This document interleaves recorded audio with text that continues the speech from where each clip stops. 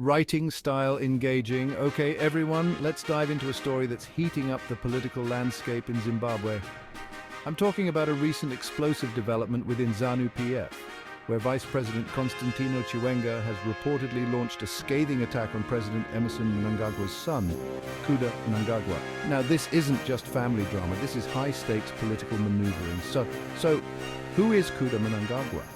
Well, he's recently been appointed to a significant position within ZANU-PF, one of Zimbabwe's major political parties. This move seems to have stirred quite the pot. Why? Because it's not just a simple case of nepotism.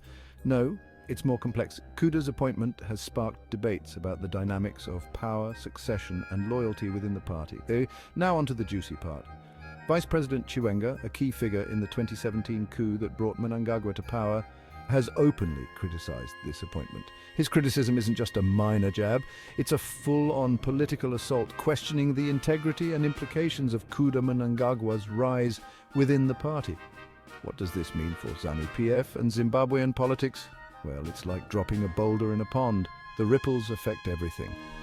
Chiwenga's attack could signify a deepening rift within the party, possibly indicating power struggles and a fight for control that could shape the future of Zimbabwe's political landscape.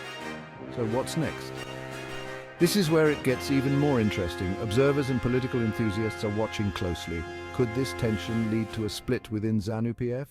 Or will it somehow be resolved, keeping the party's unity intact? Only time will tell, but one thing is clear. The stakes are incredibly high, not just for the individuals involved, but for the entire country.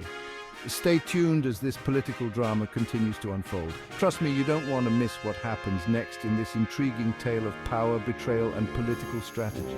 Thanks for tuning in, and I'll see you in the next video. Stay informed, stay engaged.